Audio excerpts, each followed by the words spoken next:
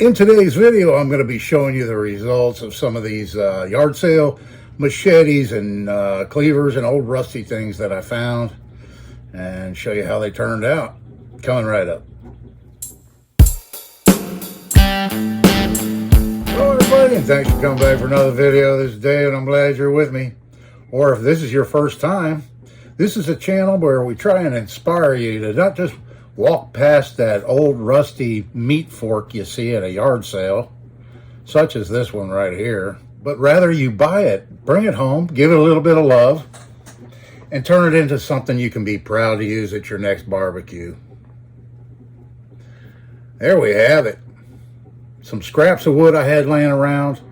This is hickory, and this is padauk. So I laminated a piece of padauk on it, cleaned off all the rust, shined it up a little bit, and I put a copper bail on it so I can hang it up out there in the outdoor kitchen when I'm using it. I thought it came out really nice. I'm real happy with this old rusty meat fork. So something else I found, you may remember, is this old cleaver. I didn't have high hopes for it because of the severe pitting. It's sitting outside. This is the good side. This side has a lot of pitting, so I suspect it laid this way out in the weather and just really got pitted on that side. The handle cleaned up fairly nice. The handle's in decent shape, you know. Not too bad at all. But this is basically a wall hanger, I think. Okay, and the next item I have to show you is this old cane machete right here. And it cleaned up pretty nice. I'm real happy with it. So yeah, this old cane machete, I didn't do too much to it. Sanded the handle a little bit, and then I soaked it really good with boiled linseed oil. It really soaked up a lot. And I let it dry, and then I put a good coat of wax on it. And then there again, I put boiled linseed oil on the blade too, to protect it. I was trying to do a little research on this because I did find some markings on it, but they're very hard to make out because it is so worn. But we'll zoom in on that, and maybe somebody has seen one of these before and they can help me identify it. Yeah, so you can see the crossed cane machetes there, or corn machetes, whatever you want to call them, stamped in right there. And then it has some lettering here, like 2 rows of lettering, but I can't really, it's so far gone, I can't make it out.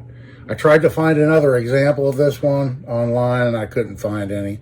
I did find some similarly shaped handles because this handle shape is very unique to these.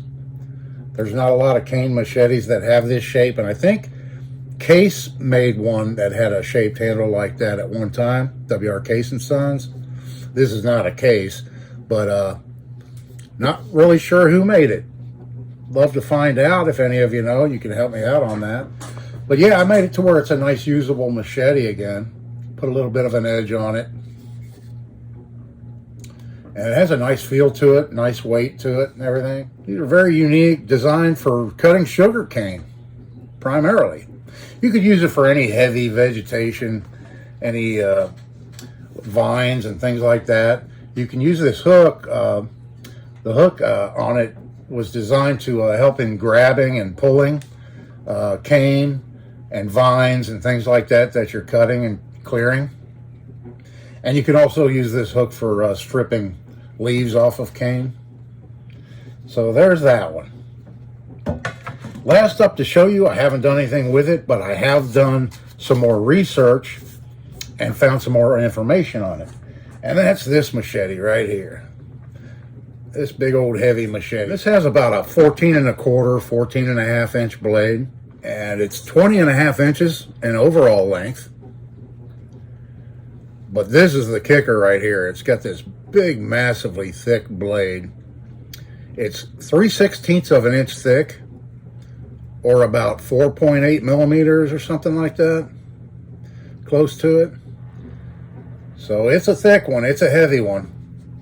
I weighed it the other day in the last video. I showed you the weight. I think it was like almost 2 pounds. It was like 1 pound, 13 ounces, something like that. Very heavy old machete. Well, it's French. This was used by the French Army Colonial Forces from World War I up into the 1950s. From about 1917 up into the 50s, these were used by French Colonial Army Forces. Pretty cool piece of history right here.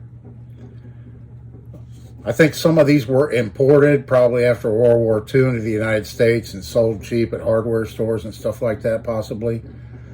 But one in really good condition with its original leather sheath can be worth quite a bit, I guess. I haven't looked it up to see if any are for sale right now. But yeah, I found it. They call it a coop knife. And here's another name I found for it.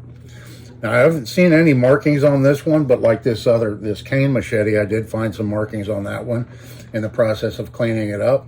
So I'll be very careful when I clean it up. If I do happen to see any markings, I'll try and preserve those as best as I can.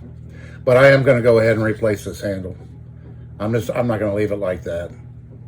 I'm going to replicate this handle in the exact same shape and size. And I'm not going to customize it or anything. And I'm going to go back with steel rivets and steel washers, just like it has right now. And get this one cleaned up. And that's what I'm going to be working on today.